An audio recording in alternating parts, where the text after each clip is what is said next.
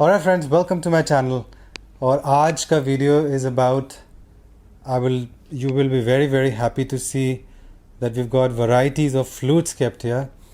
And जो आज का वीडियो होगा वो फ्लूट्स के बारे में होगा. कौन कौन से फ्लूट्स अवेलेबल है मार्केट में, कौन कौन से फ्लूट्स हमें एज अ बिगिनर लेने चाहिए, एज अ प्रो लेने चाहिए. So for all these things I have a mentor, a teacher and an artist.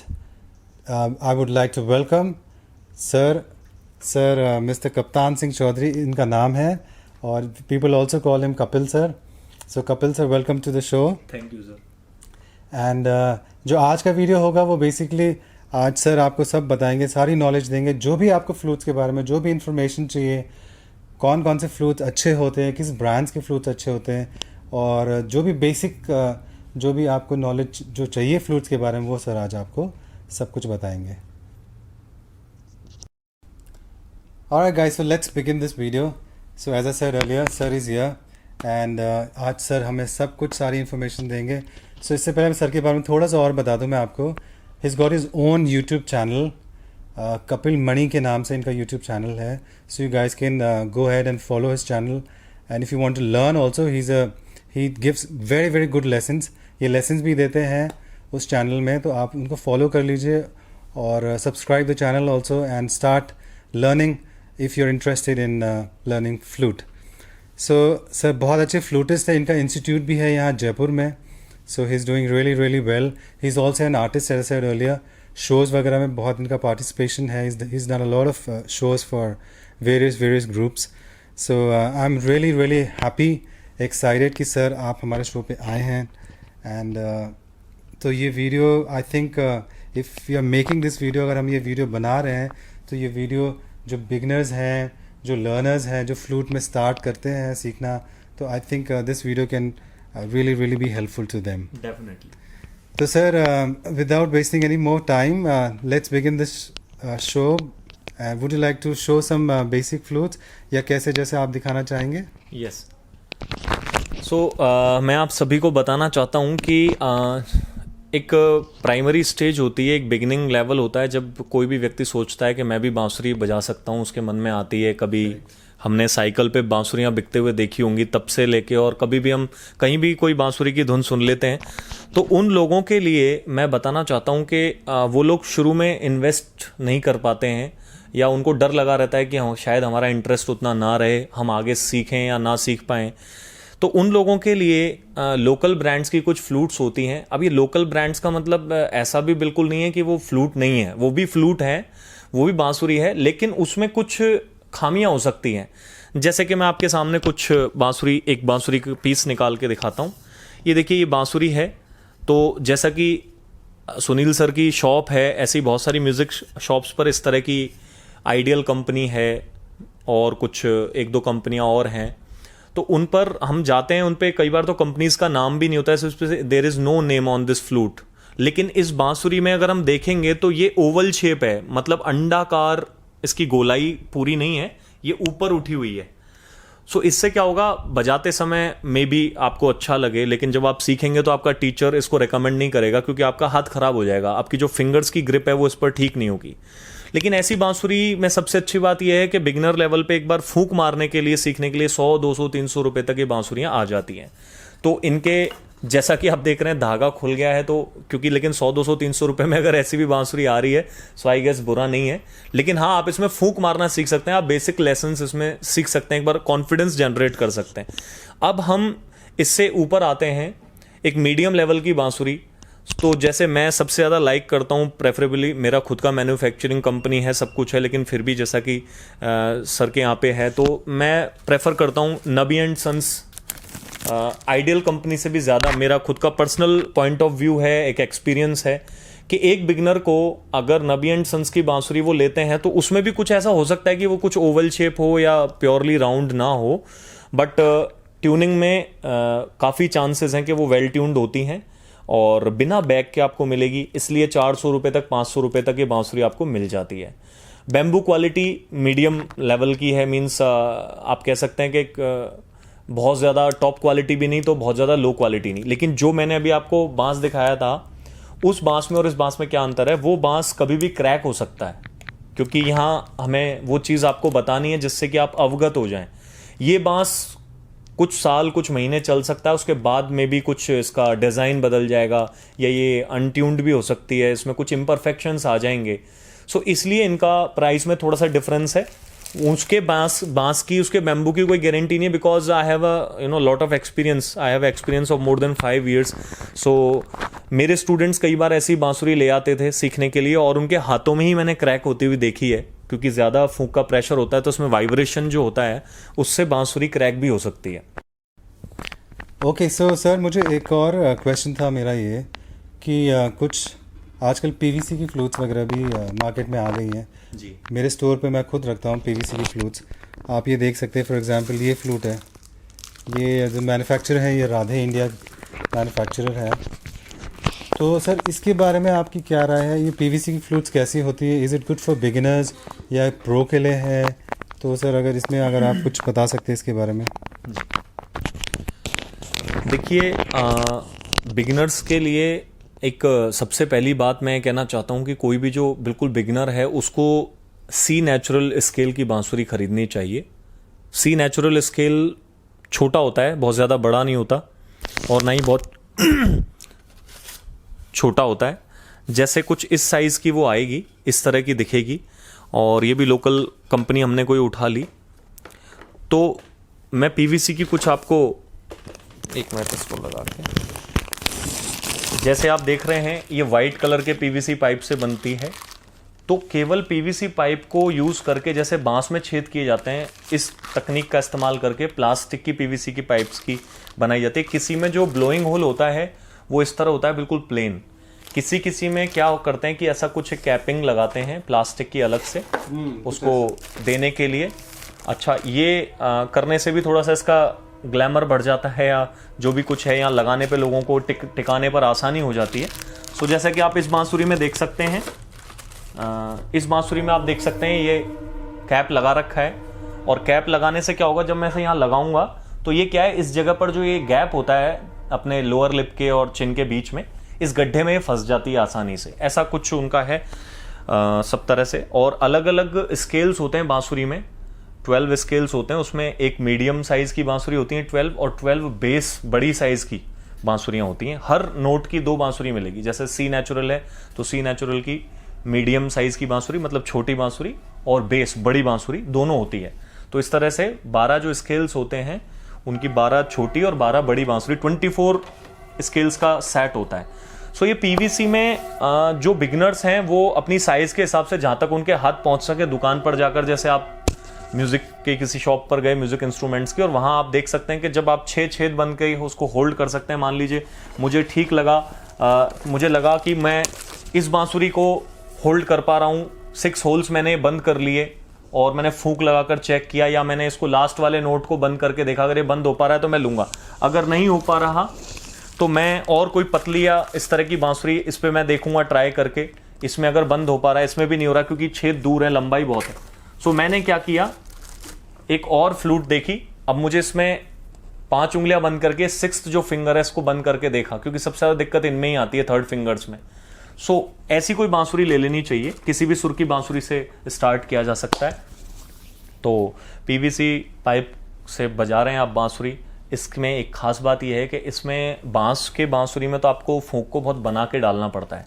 इसमें क्या रहता है, क्लैरनेट या सैक्सोफोन की तरह, जैसे ही आप फूंक मारते हैं, जैसे ही आप कुछ बजाते हैं, तो एक पैनापन है आवाज में, जैसे कहते हैं ना गले में खराश आ जाती है। तो बांस की बांसुरी में खराश आने के चांस रहते हैं, क्योंकि वो बांस है, वो स्पंदन करता है, वाइब्रेशन करता है, लेकिन इसमें वो चीज़ नहीं है। तो इसलिए पीवीसी कई बिगिनर्स जो हैं वो रिकमेंड कर लेते हैं अपने लिए, टीचर्स भी उनके। एक पैनापन है इसमें। बांस में हो सकता है कि अगर मैं थोड़ा इतना बना के फूंक ना मारूं तो वो आवाज़ थोड़ी फटी सी या बिखरी सी हो जाए। सो उसमें बहुत तपस्या का काम है, लेकिन बिगिनर्स इसको इस्तेमाल।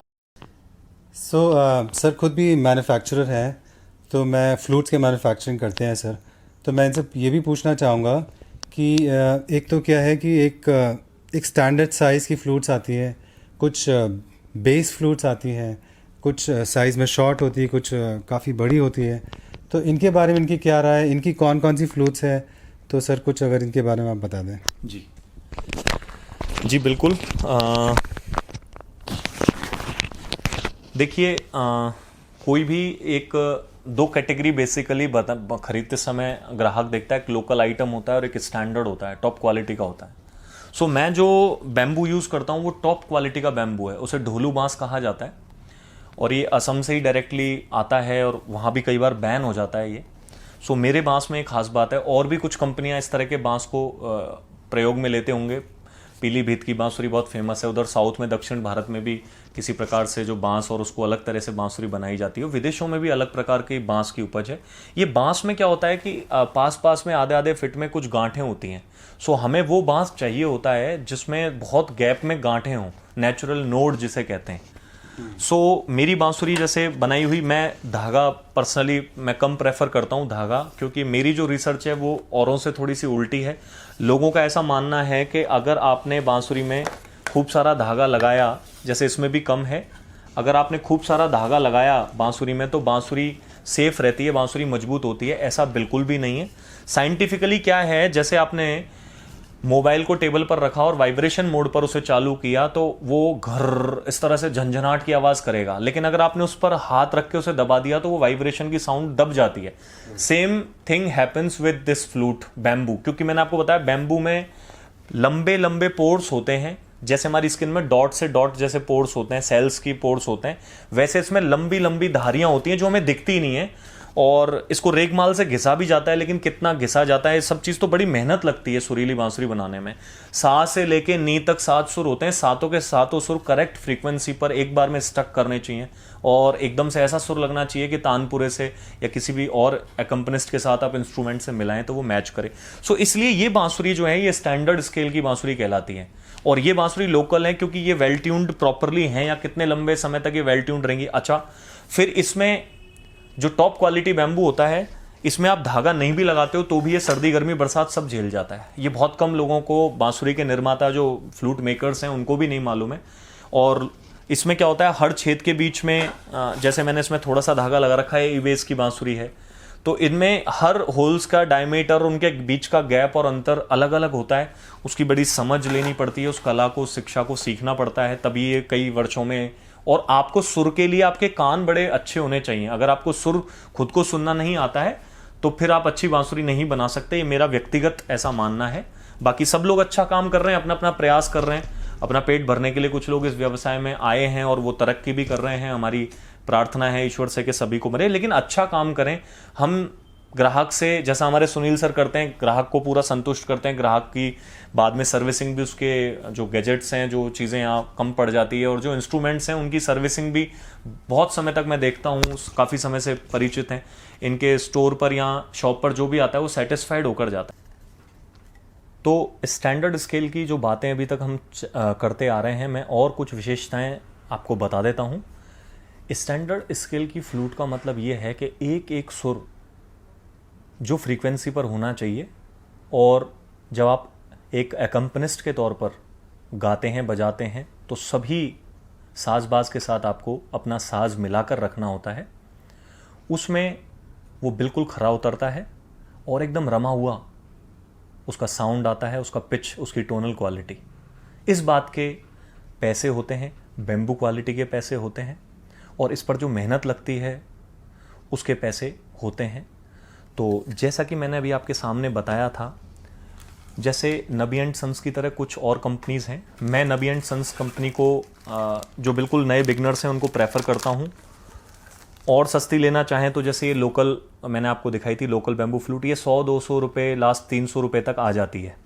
तो इसके कुछ मैंने साइड इफ़ेक्ट्स भी बताए आपको, कुछ अच्छे फ़ायदे भी बताए कि अगर बिल्कुल लो इन्वेस्टमेंट में आपको लगता है रिस्की है, मैं सीख पाऊँगा या नहीं सीख पाऊँगा, you should go for that. अगर आपको लगता है कि मैं बजा सकता हूँ और मुझे बजाना ही है, मुझे सीखना ही है, तो आप पीवीसी की भी बांसुरियाँ ले सकते हैं। ये भी लगभग 300, 400, 500 कुछ इस रेंज में आती हैं। फिर डिपेंड करता है कि बांसुरी की साइज़ क्या है। बेस बांसुरी थोड़ी बड़ी होती है, उसमें मेहनत लगती है, उसमें ज़्यादा मटेरियल लगता है, और इसलिए उसकी थोड़ी सी कुछ दाम उसके बढ़ जाते हैं। इसी तरह से जैसे मैं नबी एंड सन्स, अगर प्योर हम बैम्बू पे जाएं बांसुरी, तो नबी एंड सन्स में भी यही है कि 400-500 रुपये से स्टार्ट होकर ये थोड़ी बड़ी साइज़ पे जाएंगे तो 800 रुपये भी और 1000 रुपये तक भी और बेस। तो नबी एंड सन्स की बांसुरी की ये प्राइस एक अप्रॉक्सीमेट आइडिया मैंने दिया है आपको, बार्गेनिंग भी कर सकते हैं। लेकिन स्टैंडर्ड स्केल की फ्लूट में आपका जो मैन्युफैक्चरर है उसमें 99.99% चांसेस हैं कि वो बार्गेनिंग नहीं होती है, वो फ्लक्चुएट नहीं करती है, वो बिल्कुल फिक्स प्राइस होती है। तो मेरी पर्सनली मेरी जो कंपनी है, मैं जो बांसुरी बनाता हूँ वो मीडियम साइज़ की जो छोटी बांसुरी होती हैं सी से लेकर और बी नोट तक की मेरी 1700 से स्टार्ट होती है। उसमें आपको कोरियर से पहुंच जाती है, आप खरीदते हैं तो भी। सो ये 1500-1700 से स्टार्ट होती हैं स्टैंडर्ड स्कूल की फ्लूट, और वो मैन्युफैक्चरर पर डिपेंड करता है। मे बी वो आपको 500-800 रुपये में भी अगर दे सकता है, ऑनलाइन आपको दिख रहा है तो वो भी हो सकता है, लेकिन इतना लेता है। और ये बांसुरी बेस साइज के हिसाब से बढ़ते बढ़ते बढ़ते ये 10,000, 20,000 और 50,000 तक भी पहुंच जाती है। आपको देखकर ताज्जुब होगा, लेकिन बिलीव मी गाइज, इसमें कुछ डिफरेंस तो होता है। जैसे कि हम जीन्स पहनते हैं, एक हम बहुत ब्रांडेड जीन्स पहनते हैं, शूज़ भी हम बहुत ब्रांडेड पहनते हैं और एक लोकल कंपनीज़ के पहनते हैं, तो आपने देखा होगा कि वो कितने जल्दी फट जाते हैं या कट जाते हैं या गल जाते हैं या फैड हो जाते हैं। वही बांसुरी में भी है। तो इतना ही कहना है कि यदि आपको लगता है you are very passionate about learning this flute, so you can directly go for these standard scale flutes. अगर उसमें आपके पास बजट की प्रॉब्लम है तो नबी एंड सन्स या जो मिडिल प्राइस जो चल रही है हमारी, ना ज़्यादा महंगा ना ज़्यादा सस्ता, मैंने दोनों तीनों रेंजेस आपको बता दी हैं। सो ये आप चुन सकते हैं, आपकी चॉइस पर डिपेंड करता है। और इसके अलावा आगे जा कर के जब आप इंटरमीडिएट लेवल पर आते हैं तो फिर मैं आपको ये कहूँगा कि you should always go for the standard school flute only, क्योंकि उसमें जो श्रुति और जो फ्रीक्वेंसीज होती हैं वो आपको करेक्टली कान से सुनना आना चाहिए। अब अगर बांसुरी ही थोड़ा बहुत ऊपर नीचे बोलेगी तो फिर आपको गलत सुनने की भी आदत हो सकती है।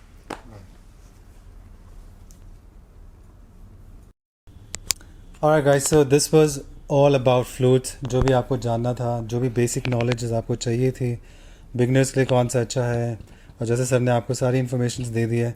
So I am really thrilled and happy कि सर आप हमारे शो में आए। Thank you so much for coming to my show, and I hope that everybody likes this video. Thank you so much for watching this video. Thank you.